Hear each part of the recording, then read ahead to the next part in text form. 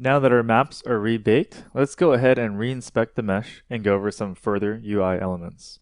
So we had some issues around the knee, so we can have a look, and now that's looking much cleaner. And we can move up to the clips, and those are also looking good as well. So the overall quality is a lot better than the first bake that we had. Now let's get a little bit more familiar with the UI. And we're just going to take a high-level overview of the different parts of the UI for now. As we go throughout the project, we'll make use of these more in detail.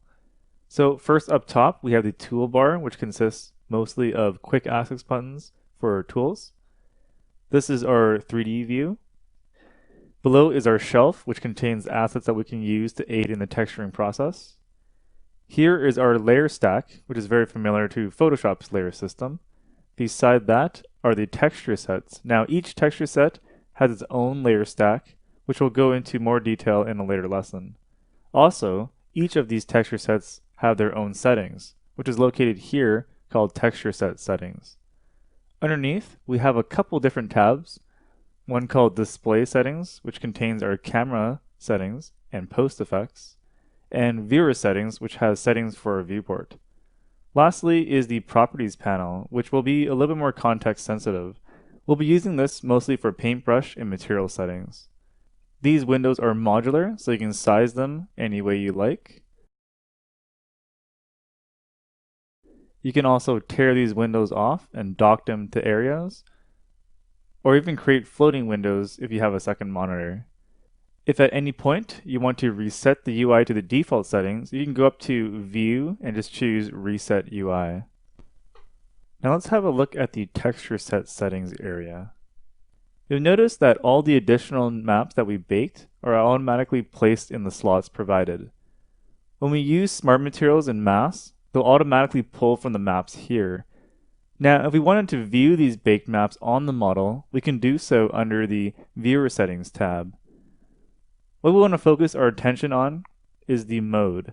By default, we're set at Material mode. This views the mesh with all the channels active. To view the baked maps, we can use the drop-down and choose Additional Maps. So right now we're viewing our baked normal map.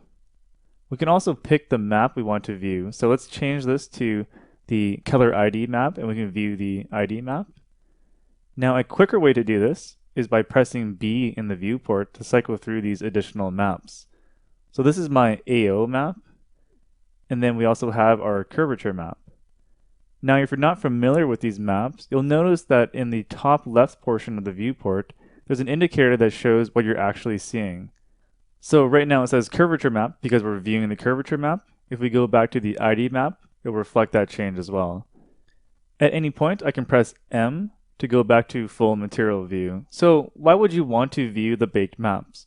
Well, it's always a good habit to ensure that everything is baked correctly before starting any texture work. Now, choosing solo mode will view each of the PBR channels. Right now we're viewing the base color, and because we don't have anything in that channel, you'll see this checkerboard pattern.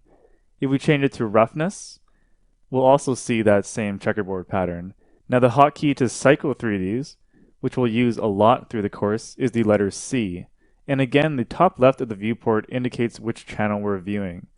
Going through these will give us the same checkerboard pattern for now since we don't have any materials assigned. So I'll just hit M to go back to the material mode. So our asset's being lit by an image, which is our environment map. By default, the viewer is using the panorama environment map to light the mesh.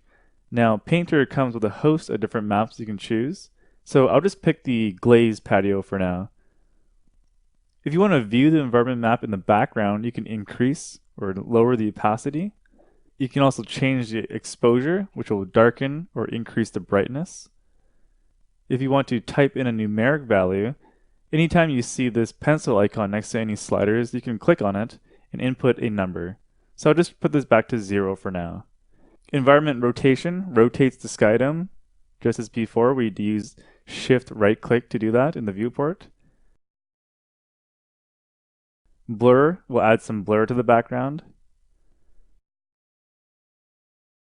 There's also a checkbox for enabling shadows on or off. You can also change the computation strength for more accurate shadowing if you like. And we can adjust the opacity of the shadows if things are looking a little bit too contrasty. For most of this course, I'm going to have these shadows disabled just for the sake of speed. So now that we've gone over the basics of map baking and navigation around the viewport, our mesh is now set up and we can begin learning the texturing tools within Painter in the next module. Now that we are at the end of the first module, you should understand how to begin a new project in Painter, bake all necessary maps from your high poly to low poly using the default settings. Doing so will let you spot any errors early on, without having to spend time doing a high quality bake, which can take hours.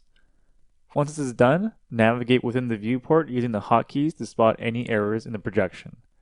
If any errors are present, you should be able to decide if it's necessary to set up a match by name bake. This will reduce any cleanup work that may be cumbersome to do by hand. Finally, customize your UI and adjust the lighting environments to create the most efficient workflow that suits your needs. Doing all this early will ensure your texturing process will go smoothly as possible.